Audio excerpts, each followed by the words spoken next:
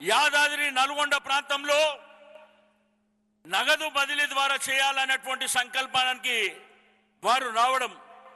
ఒకప్పుడు unit card 1,25,000 పెడితే corona virus లో మరి రేట్లు పెరిగినాయని చెప్పి 1,75,000 పెట్టమంటే మరి పెద్ద మనసుతో వారు అంగీకరించి ఈ కార్యక్రమాన్ని శ్రీకారం చుట్టారు. సరే, కొంతమంది దుర్మార్గులు ఎలక్షన్ కమిషన్ కు కంప్లైంట్ చేసి టెంపరరీగా 4 రోజులు ఆపగలుగుతారు తప్ప ఎలక్షన్ 3 తారీఖు 6 తారీఖు తర్వాత వాని అయ్య కూడా వచ్చి ఆపలేడని చెప్పి నేను ఈ సందర్భంగా తెలియజేస్తా ఉన్నా. ఈ రోజు మీ అందరికీ నేను చెప్పేది ఒకటే, మీరు ధైర్యంగా ముందుకెళ్లవలసినటువంటి అవసరం ఉన్నది. ఈ రోజు గొల్ల కుర్మలకు తెలంగాణ రాష్ట్రంలో ఒక గొర్రెలు బర్లే కాదు, కళ్యాణ లక్ష్మి వస్తే మనకు వస్తుంది. ఈ రోజు ఈ రాష్ట్రంలో భూములు ఎక్కువ వాళ్ళు ఎవరు, ఏ కులాల వాళ్ళకు భూములు ఎక్కువన్నాయంటే గొల్ల కుర్మలకు ఉన్నంత భూమి ఈ రాష్ట్రంలో ఎవరికి లేదు. దాంట్లో కూడా రైతు బంధు, రైతు బీమా వస్తుంది. కాబట్టి నేను మీ అందరికీ కోరుకునేది ఒకటే, తప్పకుండా మనకు మేలు చేసినటువంటి ప్రభుత్వానికి, మన కోసం ఆలోచించే మన ముఖ్యమంత్రి గారికి ఎల్లకాలం మనం అండగా నిలవలసినటువంటి అవసరం ఉన్నది. ఎవరో గాలి మీద వస్తారు, గాలి మీద మాట్లాడిపోతారు. కానీ నిరంతరం మన కోసం ఆలోచన చేసేది మన గౌరవ ముఖ్యమంత్రి గారు. మరి ఇక్కడనే కేటీఆర్ గారు కూడా ఇక్కడే ఉన్నారు. కాబట్టి చాలా మంది పెద్దలు మాట్లాడినప్పుడు చాలా అంశాలు కూడా మాట్లాడారు. ఆ మాట్లాడిన పెద్దలు కూడా మరి చెప్పినటువంటి అంశాలను కూడా మరి రాసుకోవడం జరిగింది. తప్పకుండా ఈ విషయాలను మేము ముగ్గురం గౌరవ ముఖ్యమంత్రి గారి దృష్టికి తీసుకెళ్లి తప్పకుండా ఆ కార్యక్రమాలని మన యొక్క కమ్యూనిటీ కోసం, మన జాతి కోసం నిరంతరం పనిచేస్తామని చెప్పి నేను తెలియజేస్తూ, ఇప్పుడు మనకు హరీష్ అన్న, కేటీఆర్ గారు మాట్లాడతారు కాబట్టి ఒక అర్ధగంట సేపు మనం కూడా డిసిప్లిన్గా కార్యక్రమాన్ని విని తర్వాత భోజనాలు చేసుకున్న తర్వాత మన ప్రాంతాలకు బయలుదేరవలసిందిగా నేను కోరుతా ఉన్నాను. ఇప్పుడు పెద్దలు మరి గౌరవ ముఖ్యులకు నేను రిక్వెస్ట్ చేస్తున్నా, కొంత హరీష్ అన్న గారిని సన్మానం చేయవలసిందిగా మన పెద్దల్ని అయోధ్య మరి ఎవరైతే సుధాకర్ రమ్మన్, దాంతోపాటు తొందరగా డిస్టర్బ్ అవుతుంది. మీరే ఇలాంటి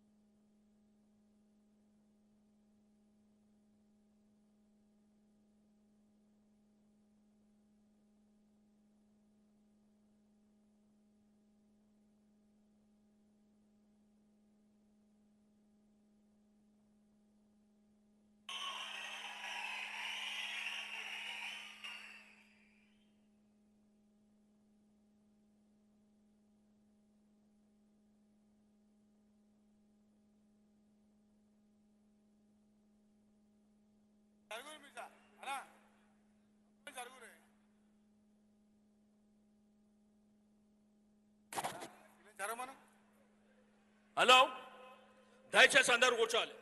కూర్చోమని చెప్పండి. సుధాకర్, ఏ తమ్ముడు మాట్లాడేటప్పుడు నెక్స్ట్ పిలుస్తున్నా.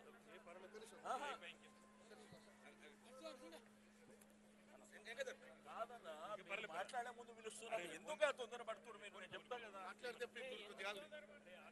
ఏం ప్లాన్ చేసినాం కదా. గౌరవనీయులు రాష్ట్ర ఆర్థిక వైద్య ఆరోగ్య శాఖ మంత్రులు అన్న హరీష్ అన్నను మాట్లాడవలసిందిగా కోరుతాను.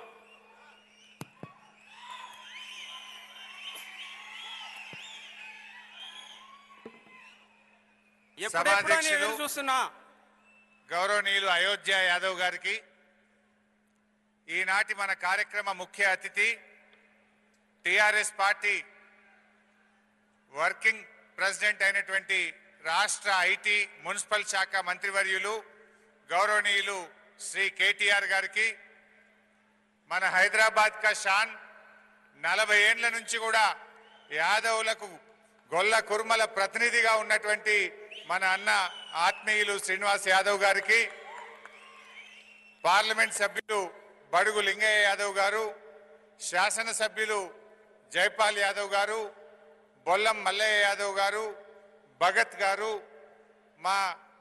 మరి కుర్మలకు కోసం నిరంతరం కృషి చేసేటువంటి శాసన మండలి సభ్యులు ఎగ్గి మల్లేశం అన్న గారు, బాలరాజ్ యాదవ్ గారు, వేదిక మీద ఉన్న మా క్యామ మల్లేశం అన్న గారు, చాలా మంది పెద్దలు ఉన్నారు, గౌరవ ప్రజాప్రతినిధులు, మా గొల్ల కుర్మ ప్రతినిధులు, తెలంగాణ నలుమూలల నుంచి వచ్చినటువంటి మా గొల్ల కుర్మ సోదర సోదరీమణులు, బంధుమిత్రులు అందరికీ పేరు పేరున శనార్థి.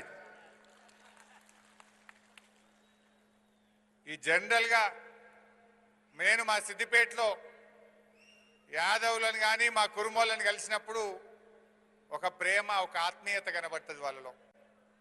మాట తప్పని వాళ్ళు, మడమ తిప్పని వాళ్ళు మా గొల్ల కుర్మ జాతి. ధర్మం ఎటువైపు ఉంటే ధర్మం వైపు నిలబడే జాతి మా గొల్ల కుర్మ జాతి. ఆనాడు శ్రీకృష్ణ భగవానుడు కూడా కురుక్షేత్ర యుద్ధంలో న్యాయం ధర్మం పాండవుల వైపు ఉంది కనుక పాండవుల వైపు నిలబడి ధర్మాన్ని నిలబెట్టిండు ఆ శ్రీకృష్ణ భగవాత్ముడు. ఇవాళ మీరు కూడా ఆలోచించండి. ఈనాడు మన కేసీఆర్ గారు, ఏ ముఖ్యమంత్రి గారు గతంలో ఏ ప్రభుత్వం చేయని విధంగా మన గొల్ల కురుమల కోసం ఆత్మ గౌరవాన్ని నిలబెట్టిండు, అభివృద్ధిలో భాగస్వామ్యం చేసిండు, పరిపాలనలో కూడా భాగస్వామ్యం చేసిన నాయకుడు ఇవాళ కేసీఆర్ గారు.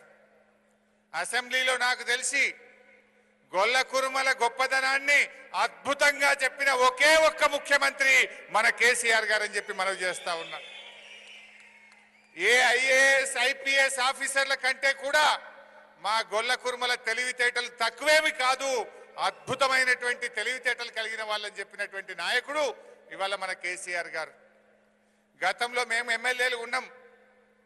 రాజశేఖర రెడ్డి ముఖ్యమంత్రిగా ఉన్నా, కిరణ్ కుమార్ రెడ్డి ముఖ్యమంత్రిగా ఉన్నా, రోషయ్య గారు ముఖ్యమంత్రిగా ఉన్నా ఎన్సీడీ స్కీముకు గ్యారంటీ ఇవ్వమంటే ఇయ్యలే. ఎన్సీడీ వాళ్ళు అప్పు కింద మన రాష్ట్రానికి ఇచ్చిండ్రు.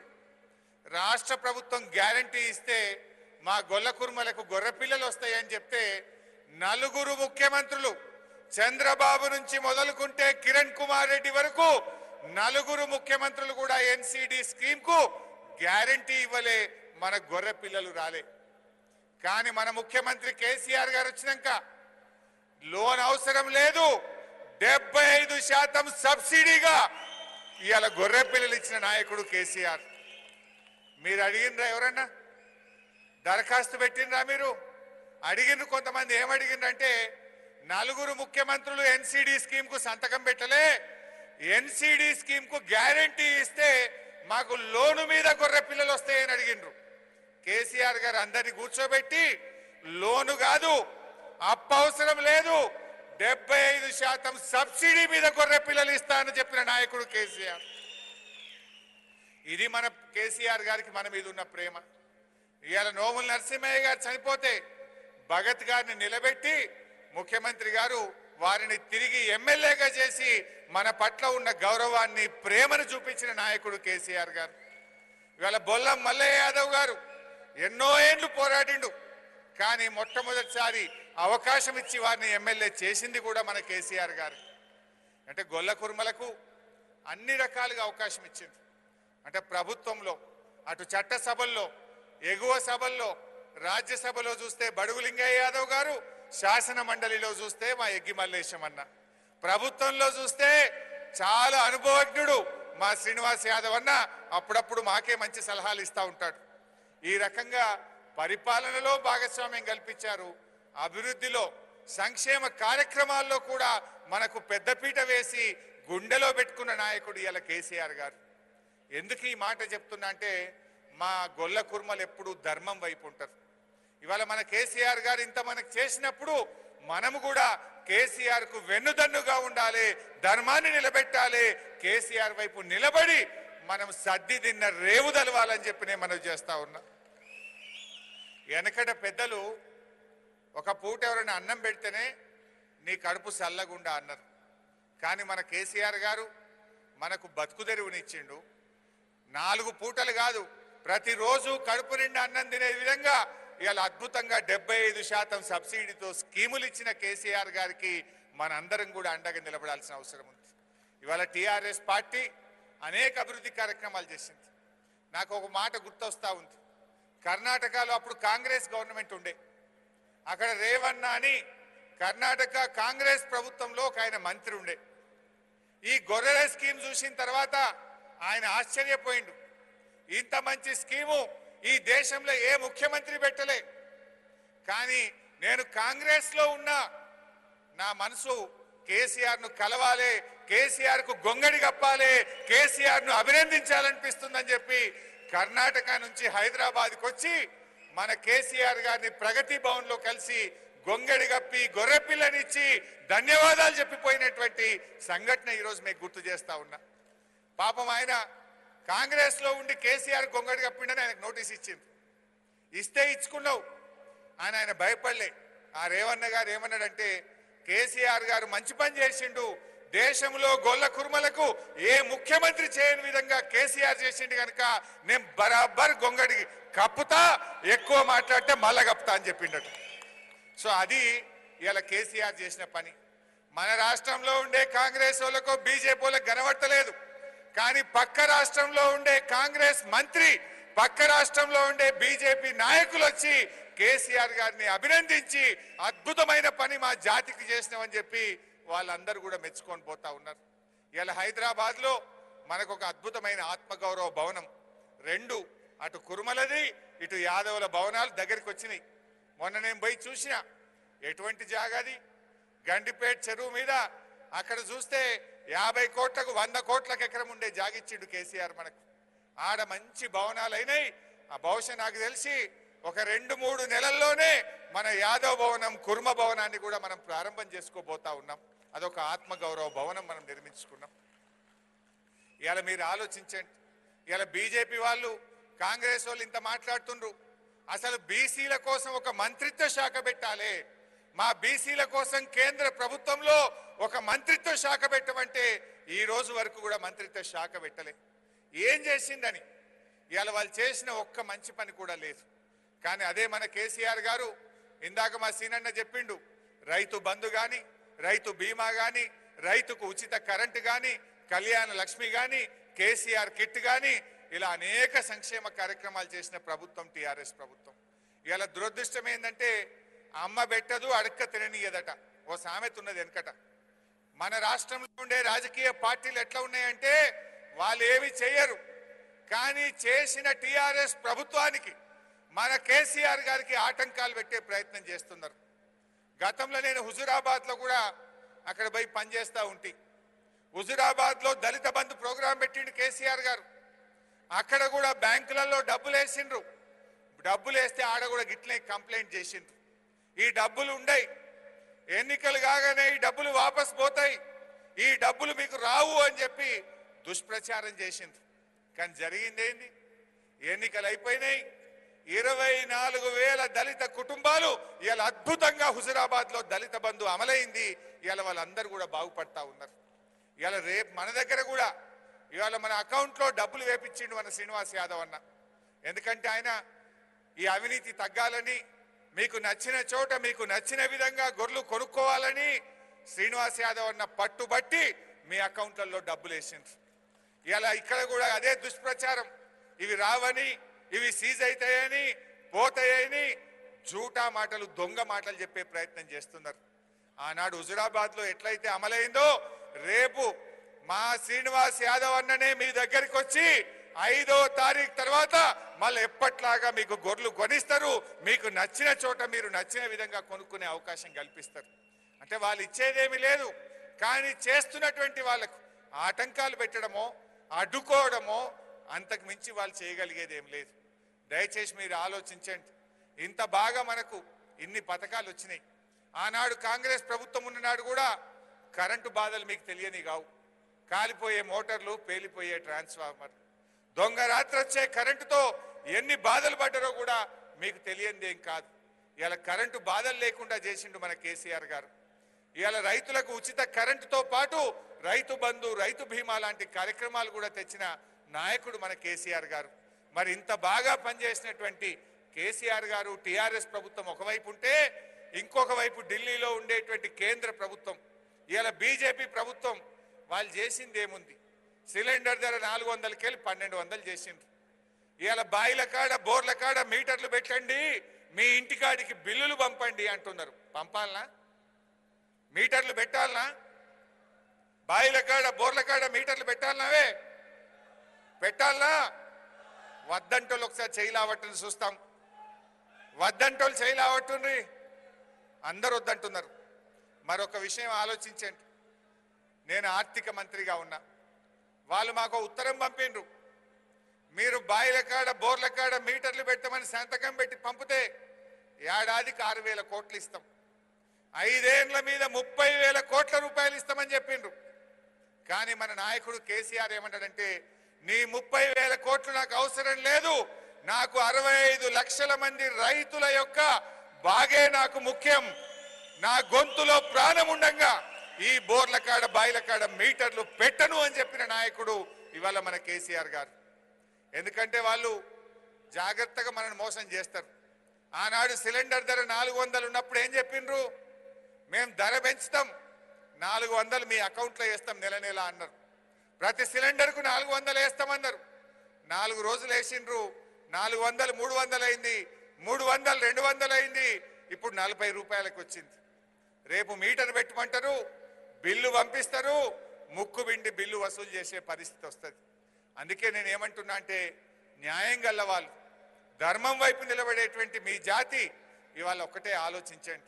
మనకింత బాగా రైతు బంధు ఇచ్చి, కరెంట్ ఇచ్చి, కళ్యాణ లక్ష్మి ఇచ్చి, గొర్రె పిల్లలు ఇచ్చి మన జాతి గౌరవాన్ని నిలిపినటువంటి టీఆర్ఎస్ పార్టీని, కేసీఆర్ గారి వైపు నిలబడండి, ధర్మానికి వైపు నిలబడండి, ధర్మాన్ని నిలబెట్టండి అని చెప్పి నేను మీ అందరినీ కోరుతా ఉన్నా. కొంతమంది జూటా మాటలు, దొంగ మాటలు, పూటకో మాట, ఏ రోటికాడ ఆ మాట మాట్లాడే వాళ్ళు వస్తుంటారు. అటువంటి బట్టే బాజిగాళ్లకు, జూటే బాజిగాళ్లకు మీరే తగిన గుణపాఠం చెప్పాలి. ఏది న్యాయమో, ఏది అన్యాయమో మీరు పసిగట్టగలుగుతారు. 100,000 గొర్రె పిల్లల్లో దేనంటే దాన్ని ఒక క్షణంలో దొరకబట్టగలిగే శక్తివంతులు మీరు. మీరు ఎవరు మనకు అన్నం పెట్టిండ్రు, ఎవరు మనకు న్యాయం చేసిండ్రు, రేపు ఎవరు మనను ఇంకా బాగా ముందుకు తీసుకుపోతారో ఒక్కసారి ఆలోచించండి.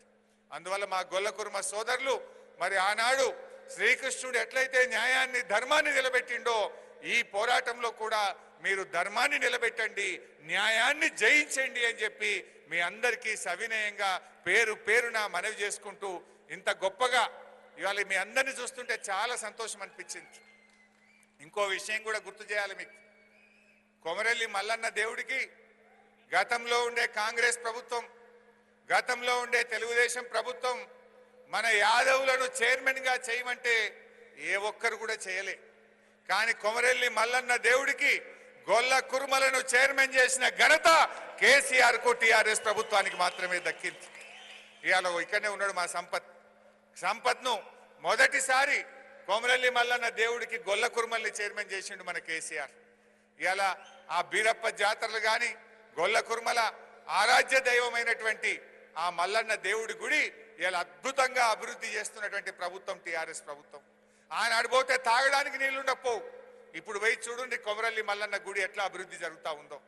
వెండి దర్వాజలు, బంగారు కిరీటాలు, మరి 100 మంది 100 రూమ్లతో ఉన్న సత్రాలు, అద్భుతమైన రోడ్లు, త్రాగునీరు, ఆ ప్రాంతంలో ఒక మినీ ట్యాంక్ బండ్తో చెరువు, ఇవాళ అద్భుతంగా మల్లన్న దేవుడు దేవాలయాన్ని అభివృద్ధి చేసిన ఘనత కూడా ఇవాళ టీఆర్ఎస్ ప్రభుత్వాన్ని, కేసీఆర్ గారిది అని చెప్పి కూడా మీ అందరికీ కూడా నేను మనవి చేసుకుంటూ, మరి ఇంకా మనం ముందుకు సాగాలి. మరి సాగాలంటే మనం కేసీఆర్ను, టీఆర్ఎస్ ప్రభుత్వాన్ని మనం ఆశీర్వదించుకొని ముందుకు పోదామని మనవి చేసుకుంటూ జై తెలంగాణ.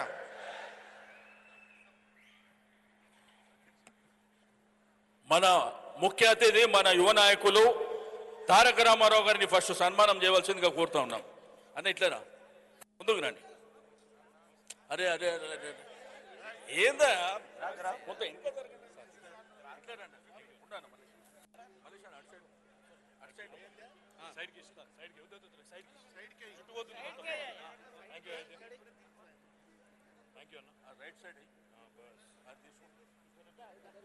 ఒక్కటి చాలమ్మా.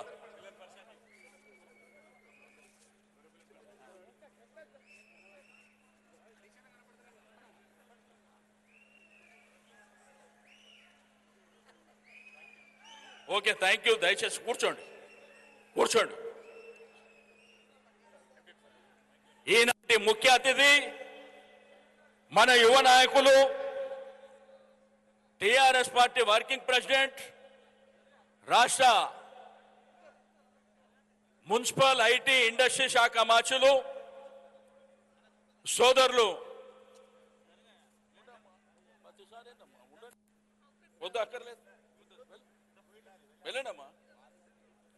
గౌరవనీయులు తారక రామారావు గారిని మాట్లాడవలసిందిగా కోరుతా ఉన్నాం. జై తెలంగాణ, జై తెలంగాణ. ఆకలి అవుతుందా? సీనియర్ మాకు కూడా బువ్వ పెట్టలేదు, మీకు కూడా పెట్టలేదు. మాకు ఎరికే 5 నిమిషాలు మాట్లాడితే ఎక్కువేం లేదు. పెద్దలు అన్ని విషయాలు చెప్పిండ్రు.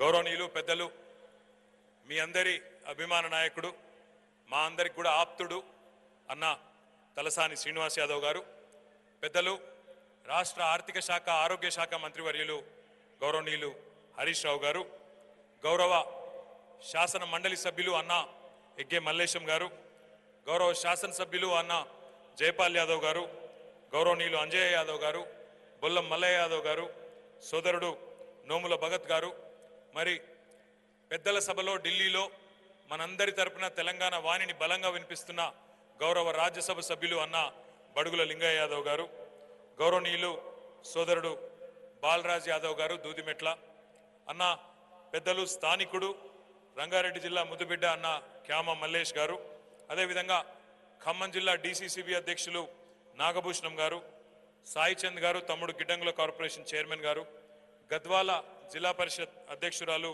సోదరి సరిత గారు, మా కార్పొరేటర్ సోదరి బొంతు శ్రీదేవి యాదవ్ గారు, తమ్ముడు మాజీ మేయర్ హైదరాబాద్ బొంతు రామ్మోహన్ గారు, వేదిక పైన ఆసీనులైన గౌరవనీయులైన రాజారాం గారు, రాఘవ్ గారు, తలసాని సాయి కిరణ్ గారు, ఇంకా పేరు పేరున స్వామి గారు, పేరు పేరున అందరికీ నేను ఎవరెవరి పేరు చెప్పలేదో వాళ్ళందరూ మనసులో మాత్రమే తిట్టుకోండి, బయటికి తిట్టొద్దని చెప్పి మనస్ఫూర్తిగా కోరుకుంటూ, వేదిక ముందున్న మా అన్నలకు తమ్ముళ్లకు అక్కలకు చెల్లెలందరికీ పేరు పేరున హృదయపూర్వకంగా శిరస్సు వంచి నమస్కారం. సీనన్న అన్ని విషయాలు చెప్పినారు, హరీష్ అన్న అన్ని విషయాలు కూడా చెప్పినారు. నాకు చెప్పేందుకు 2 విషయాలు మిగిలినాయి. మొదటిది, తెలంగాణ రాకమునుపు ఈ రాష్ట్రంలో గొల్ల కుర్మల పరిస్థితి, మన కులవృత్తికి సంబంధించిన పరిస్థితి, తెలంగాణ వచ్చిన తర్వాత ఎట్లా బాగైందో ఒక్కసారి ఆలోచన చేయండి. తెలంగాణ రాకముందు మొత్తం ఈ రాష్ట్రంలోని 33 జిల్లాలు కలిపితే కూడా కేవలం 2,21,000 మంది సభ్యులు మాత్రమే గొర్రెల పెంపకందారుల సొసైటీలో మెంబర్లు ఉండేది. ఈరోజు ఆ సంఖ్య పెరిగి 7,61,000కు చేరుకున్న మాట వాస్తవమా కాదా ఒకసారి మీరు ఆలోచించమని చెప్పి నేను కోరుతా ఉన్నా. అదేవిధంగా 2 విడతలు గొర్రెల పంపిణీ కార్యక్రమం ఏదైతే ప్రభుత్వం తీసుకున్నదో దీని వెనకాల ఉన్న ఉద్దేశం ఒకటే.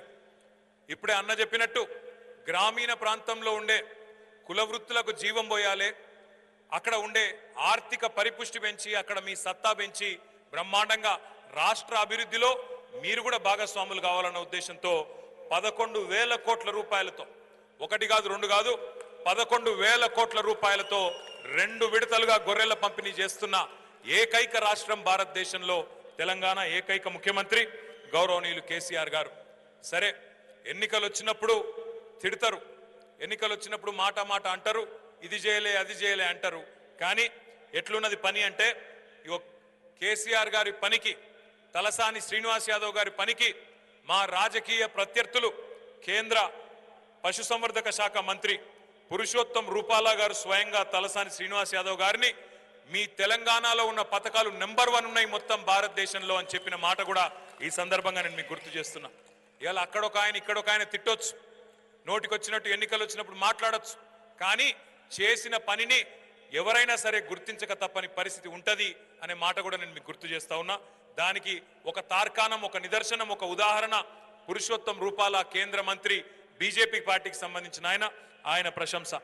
ఇంకొక కేంద్ర మంత్రి, మనం ఈ జీవాల కోసం ప్రతి మండలానికి ఒక అంబులెన్స్ 1962 నంబర్తో ప్రతి జీవం బాగుండాలి, మనుషులు ఎట్లా బాగున్నారో జీవాలు కూడా బాగుండాలనే ప్రయత్నం శ్రీనివాస్ యాదవ్ గారి నాయకత్వంలో, కేసీఆర్ గారి ఆశీర్వాదంతో ఏ కార్యక్రమం అయితే చేస్తున్నామో ఆ పథకాన్ని చూసి కేంద్ర పశుసంవర్ధక శాఖ మంత్రి, కేంద్ర మంత్రి గిరిరాజ్ సింగ్ గారు అంబులెన్స్ ఎక్కి అంబులెన్స్ లో ఉన్న పథకం చూసి, అంబులెన్స్ లో ఉన్న అక్కడ ఉన్న ఏర్పాట్లు చూసి దేశంలోనే నెంబర్ 1 రాష్ట్రం తెలంగాణ అని చెప్పి గిరిరాజ్ సింగ్ గారు తలసాని శ్రీనివాస్ యాదవ్ గారిని ప్రశంసించిన వార్త ఇది.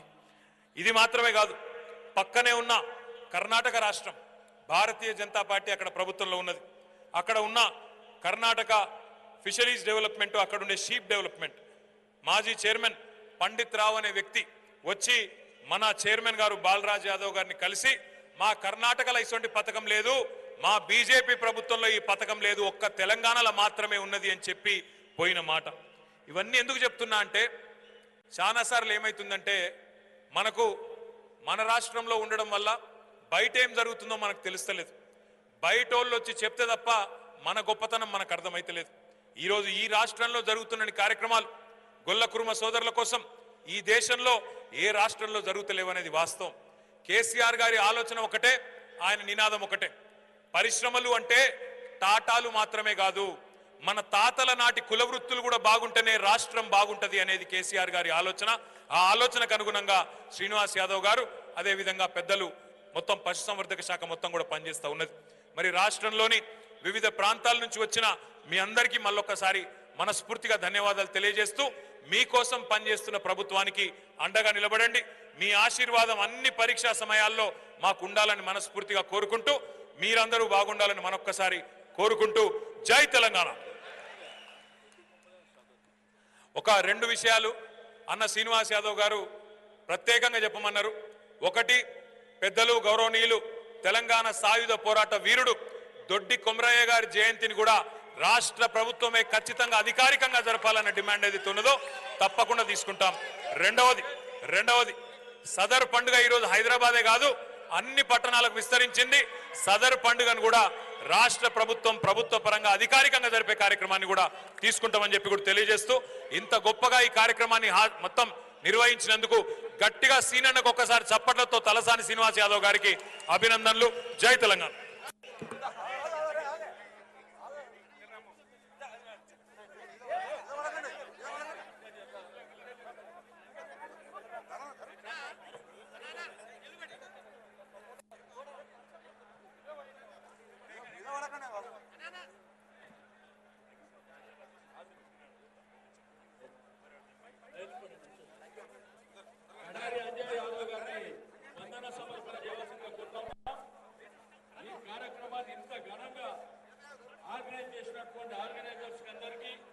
ఇన్ఛార్జీలకు అందరికీ ప్రతి ఒక్కరికి పేరు పేరున అభినందనలు.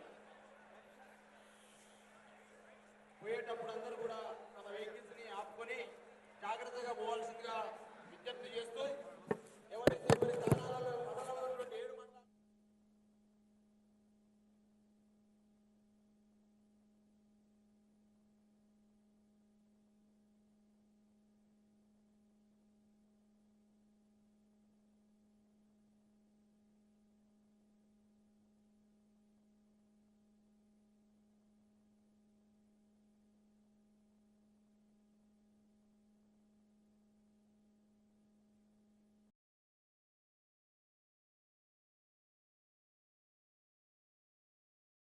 How can more women drive innovation in our industry? Women continue to be globally underrepresented in fields such as science, technology, engineering, and math. This reality inspired a series of initiatives designed to accelerate women's professional development within our operations.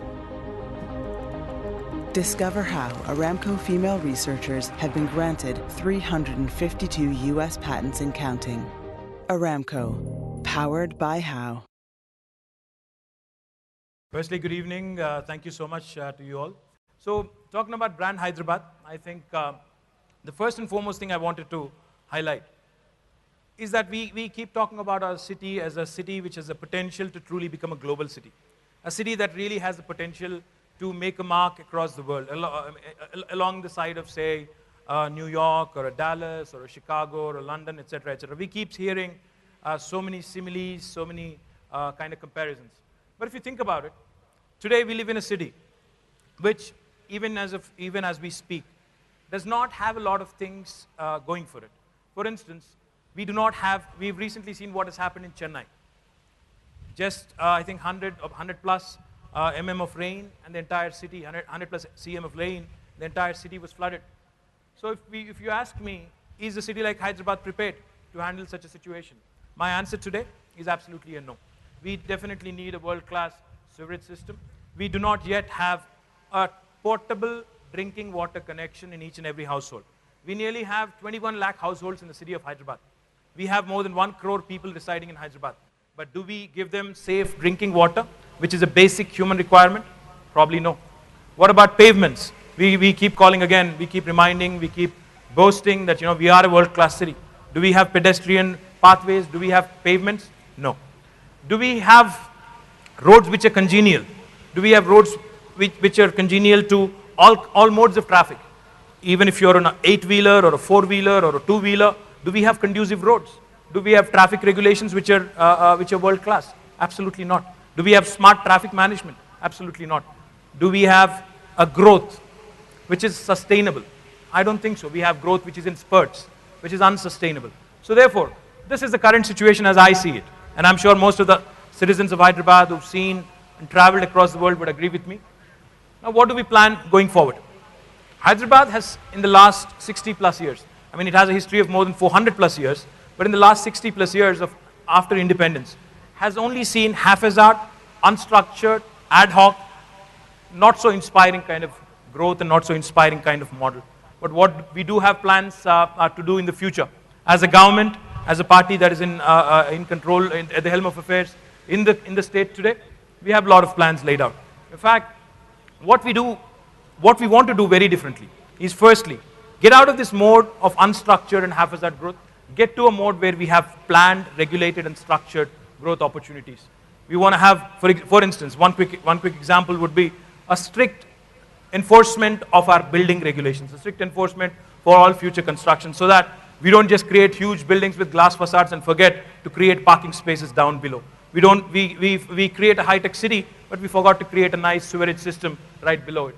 Now, what else do we have plans? I'll go in detail, but broadly, we are focused on the basics. We're focused on getting the basics right, because if you see any city that has done well for itself, then it has really taken it upon itself, taken it as a challenge to ensure that the basics are sorted. Drinking water, electricity, roads, parks and water bodies, quality of life, if you have to sum it up quickly. Now, I would quickly encapsulate this whole thing in about 6 different elements. Infrastructure, employment, culture, investments, public amenities, and welfare schemes. We as a government, we as a party, have a very strategic and holistic approach toward the future, towards the future of Hyderabad, covering all essential elements, but focusing essentially on the basics, like I mentioned. We also want to rebuild the confidence of people in our public institutions. If you take a look at our public healthcare system, public education system, they've been systematically, over a period of time, dismantled. We want to revive those. We also, like I said, we want to take baby steps if needed, but we want to be on the path towards a sustainable growth and not towards an unstructured growth in spurts. We want to be proactive in terms of planning, because a city like Hyderabad, which currently has more than 10 million, which is 1 crore of people, needs a proper plan going forward. Unless you do that, we'll end up like a Chennai, we'll end up like a Bangalore, where the infrastructure today is unable to meet with the growth. Now, coming to infrastructure, the first and foremost thing anybody and everybody talks about when it comes to urban townships, be it Hyderabad, Bengaluru, Chennai, Kolkata, Delhi, etc., etc., the metros in India. We keep saying a lot of smart things, but our traffic is really out of control. In fact, I should share one quick anecdote with you. I'm the IT minister, so therefore a lot of people come and pitch me their ideas about smart cities, etc. So there was this organization from the US which flew in all the way, met me, and gave me a fantastic presentation, a beautiful video, etc. And they said, sir, we have a fantastic solution for you. I can send you an alert to your command and control center, to your police people, your traffic people, when somebody cuts a lane abruptly. So I said, great, why don't you demonstrate? So he kind of showed it to me, what happens in LA, what happens elsewhere. And then I looked at him and I said, why don't you also give me an alert when somebody actually comes at me in a one-way street? He looks at me and he goes, why? Why would you need that? I said, welcome to India, welcome to Hyderabad. So that's the kind of situation we are in. Let us be real. You know, the solutions that we need for today, the solutions that we want for ourselves today cannot be in the West, cannot be found in the West, cannot be found in the East, cannot be found anywhere else. We have to Indianize these solutions. We have to get them, you know, tailor-made to our own requirements. Therefore, we have several plans as a party and as a government. In fact, it's funny because I represent a constituency called Sirisila in Karimnagar district, which is about 140 kilometers away from here. The distance, the time it takes for me to get from Sirisila to Alwal or from Sirisila to Boinpalli is about hour and 15 minutes. But the distance it takes, the time it takes me for me to get from Boinpalli to my home in Banjara Hills or from Alwal to Banjara Hills is again 1 hour and a half. So now the challenge is, how do we decongest the city? How do we ensure going forward we do not crumble in terms of infrastructure? So therefore we've come out with a plan called the SRDP, Strategic Road Development Plan. I'll quickly show you a video as well. As part of which, as part of the SRDP, what we're going to do is the following. One, we will ensure that the existing roads, existing junctions are taken care of. Existing junctions are sorted. Existing junctions by far are decongested as much as we can. Two, we are also going to do something more. In fact, we have a very, very interesting and a unique challenge here in Hyderabad. Water is the biggest enemy for a bitumen road, BT road, right?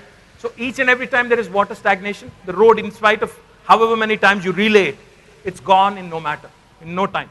So we are going with this unique approach of white topping our roads. We've done it in a pilot mode on road number 10 in Banjara Hills, right in front of that Rainbow Hospital. It was a success. We are going to go ahead with 400 kilometers of white topping in the next 1 year. And then we are also recarpeting currently about 1800 kilometers of road, and we are recarpeting with bitumen, BT. We are committed to completing the outer ring road in the next couple of months. In fact, right now, outer ring road, which is complete, when complete, will be about 152 kilometers, is only complete 95%. The remaining 5% shall be completed in the next 2 months. So the remaining stretch that you see between the Vijayawada highway, the Warangal highway, and the Warangal highway, and also the Karimnagar highway shall also be connected very, very soon. And the most important thing, we have some very novel initiatives. We have some very novel plans. I don't know how many of you have been to Taipei, the capital of Taiwan, but if you have been there, I think you would have seen that along this river that cuts across the city of Taipei, you have a wonderful 6-lane expressway. Likewise, the TRS government in Telangana wants to build an end-to-end 42-kilometer stretch, 6-lane expressway along the side of Musi, cutting from one end to the other. This might sound fancy, but I promise you one thing. When KCRG said Telangana would be a reality about 14 years ago, a lot of people called it a pipe dream, a lot of people dismissed him off, but today we live in the state of Telangana. So trust me when I say it, you have a chief minister whose resolve is as strong as steel. So trust me, it will happen. And now, this 42 kilometers of expressway that I talk about, what will it do? It will not only decongest the traffic, it will basically cut the city into two, what we call the old city and the new city. It will basically cut it into two with ramps going up and down. And the most important aspect, it will free up almost a few thousand acres of land along the banks of Musi, which can be developed as fantastic riverfront. Today you have a necklace road where you have some hangouts. You can create something very similar. For example, Hyderabad cuisine is world famous. Hyderabad biryani is world famous. Hyderabad kebabs are world famous. Why cannot we actually ensure that this cuisine that we are so proud of is introduced to the world as well?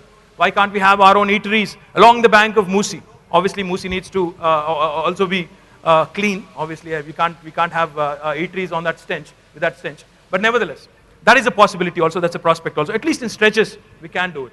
Let me also share with you, for those of you who live in this part of the town, for those of you who find it a pain to commute from road number 45 and then go through that entire lanes and by-lanes through the Nectar Garden, etc., etc.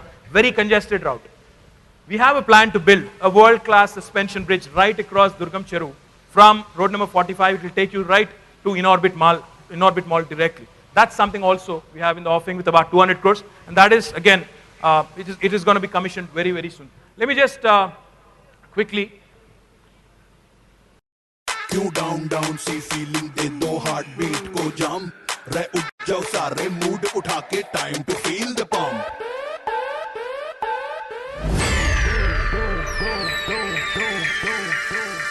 Happy happy happy लो खोलो खा लो happy लो happy happy happy लो boring को happy बना लो बस खोलो खा लो Make this work. Need some help, guys? The government of Telangana Let me is just taking major play you a video of what we have provide planned. the right environment for the people to live happily. On the one hand, there is an exemplary growth story of a global city, and on the other, Hyderabad is also facing numerous challenges in terms of infrastructure provision, especially related to traffic management and transportation.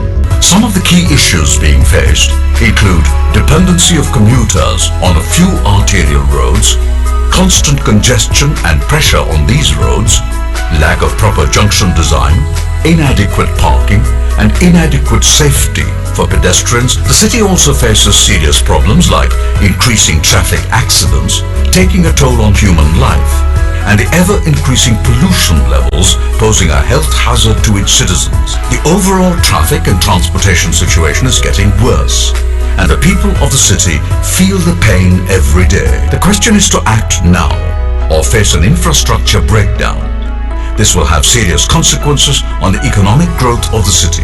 The government of Telangana and GHMC are undertaking a strategic improvement plan for easing the traffic and transportation system. The Chief Minister is personally taking the lead in discussing matters with the experts. The comprehensive plan has been drawn up with the following broad objective: overall improvement in connectivity and circulation, need for alternate routes to decongest traffic, seamless and signal-free movement of traffic wherever possible, world-class roads and junctions, proper facilities for pedestrians and bicyclists, intelligent transport systems and smart technologies. At the city level, 5 major physical components are planned. 5 skyways around 100 kilometers in length with up and down ramps at regular intervals. 11 major corridors stretching over 184 kilometers. 60 major roads covering around 316 kilometers. Other roads spread all across the city with a length of around 1,400 kilometers. 50 grade separators, interchanges at major junctions spread across the whole city. Showcased here are only some of the key elements of a comprehensive plan to be taken up in a phase-wise manner. And to achieve these objectives, it requires a combination of visionary engineering and active participation and support of the citizens. Under the able leadership and guidance of the Chief Minister, the government of Telangana is planning to work on a mission mode and make Hyderabad a truly global city. Well, guys, that might sound a little unreal. That might look a little cinematic. It might look unreal, and for those of us who lived in the city for decades, it might look like a dream. When we can do an outer ring road, which is world class, why can't we do this? I'm sure 6 years after the outer ring road, today, I think this is very much a possibility, especially with the kind of financial institutions that are coming forward to fund this. Now, coming to other aspects of infrastructure. Like I said, we call ourselves a global city. But the 21 lakh households in Hyderabad and the 85 lakh households in Telangana still do not have a tapped water connection. In fact, a lot of people say, this is a high-tech city, etc. But unfortunately, if you think about it, the drinking water needs of this city, which currently has a population of 1 crore, have not been thought of. We've had Usman Sagar and Himayat Sagar, which were built, I think, in the early 1930s. And since then, we haven't had a single reservoir being built for the city, for the drinking water needs of the city. We were trying to tap water all the way from Godavari, which is about 160 kilometers away from here. We are trying to bring water from Krishna, which is again 100 plus kilometers away from here. But we've never given it a thought. For a city like Hyderabad, we need dedicated drinking water reservoirs. In fact, We are planning 2 such reservoirs, one to the north of the city, one to the south of the city, with a combined capacity of 30 TMC. What that would mean essentially is, today's population of Hyderabad, like I mentioned, is about 1 crore. Even if the city grows by 10x, even if the population gets to 10 crores, we should still be able to meet our drinking water needs from these 2 reservoirs that I mentioned. And currently we are underway of a project called Mission Bhagirath, which does exactly what I'm talking about, a portable, safe water connection to each and every household. In fact, for the citizens of this wonderful city, what we plan to do is eventually get to a stage where each and every citizen is given 150 LPCD of water, which means 150 liters per person per day. So if there are 10 people in your house, you would be getting about 1,500 liters or so. Now, the other important aspect I also wanted to touch upon is promoting rainwater harvesting. We do have wonderful laws in place. We do have wonderful legislations in place, but we actually don't implement them. We don't actually enforce them. So rainwater harvesting is something that, again, we are promoting in a big way in the villages. But when it comes to Hyderabad, there are some apartments, resident welfare associations that have done it well, but we also want to build momentum on this to ensure that each and every drop of water that we get through rain is harvested, is actually saved, is conserved, and becomes a source for future as well. In terms of infrastructure, I don't know if you guys remember this, but when Telangana was coming into being about 2 years ago, there were doomsday predictions about the power situation. There were people who were predicting, outgoing people in important capacities, who had said that Telangana would really end up in darkness, utter darkness. But today, if you look at it, Hyderabad city and the citizens of Hyderabad, I'm proud to say this, have had the first summer which was power cut free in the last 30 years, and all credit to the TRS government for doing this. Now, how did we do this? How did we do this? We did not even actually generate 1 additional megawatt of power. What did we do? We raised our internal efficiencies. We bought power wherever we could, and we ensured that the current 4,760 megawatts of power, which is the installed capacity of all the power stations across Telangana today, which obviously is not enough for us. We ensured that that gap also was covered by way of raising internal efficiencies and by purchase of power. But now, what we want to ensure is something even more solid. If Hyderabad has to be a global city, it needs an island power station, meaning a dedicated power distribution mechanism for the city of Hyderabad. We need to be a city where we will not even have power sheds or power cuts, even for a single second, leave alone for a few hours or few days, etc., etc. So we are ramping up. In fact, what we're doing is, from the 4,760 megawatts of power today, the installed capacity of power today, we're ramping up our power production to about 24,000 megawatts in the next 4 years. We've done all the financial closures. We've raised a loan of 91,000 crores, and we are also committed to environment, by the way, for those of you who are interested in the environmental aspect. In fact, out of these 24,000 megawatts of power, 3,000 megawatts, which is more than what the National Solar Policy mandates, will be from renewable energy sources. And I'm also happy to share with you, Telangana has already called for bids for 3,000 megawatts of solar power, and we have discovered the second lowest power tariff in the country, ₹5 rupees 17 paisa per unit. Now, like I said, a dedicated power island for Hyderabad is in the offing, with an investment of about 2,000 crores, as part of which we'll be building new 400 kV ring line around the city of Hyderabad. We also will be building new substations to ensure that there are no low voltage problems also. I also mentioned solar energy, but the last thing is far more important. Besides generating newer power, I think energy conservation is also equally important. So in days to come, in about next few months, you will see that the 3.5 lakh street lights that we have in Hyderabad will be completely changed, completely switched over to LED. And this will happen in the next 3 months. Thereon, the 21 lakh households in the city of Hyderabad will also be given 4 lamps each, 4 LED lamps each, all free of cost, or maybe with a minimal price, at least a cost-to-cost kind of a thing. And that also will save some energy. Now, going to public amenities. We talk about a lot of things, but we don't have a good waste disposal mechanism. Today, a city like Hyderabad, if you remember, up until a few months ago, there are all these nice slogans, there are all these nice things being said about Swachh Bharat, Swachh Telangana, Swachh Hyderabad.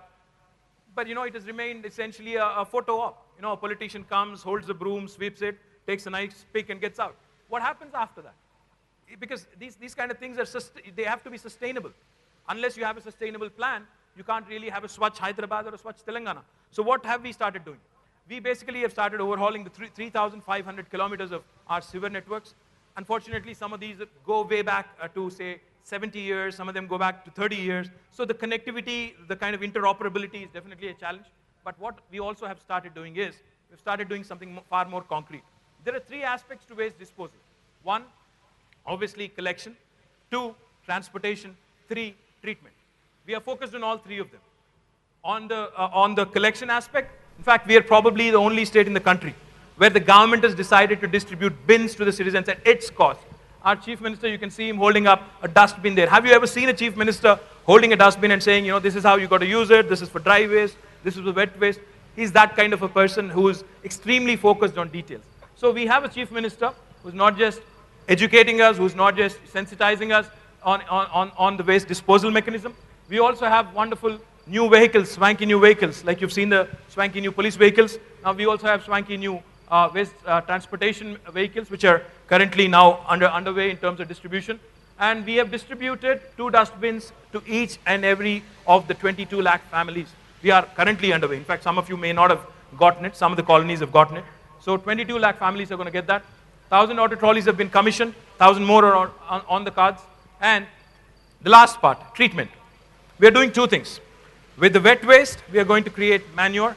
We are also going to create wealth out of it. With the dry waste, we are also going to create energy. So the waste to wealth concept will also be definitely taken care of as part of this. We are also installing modern bio-toilets along the streets. It's a shame when you see people urinating in public on our wonderful streets and wonderful roads. So we are installing these modern toilets.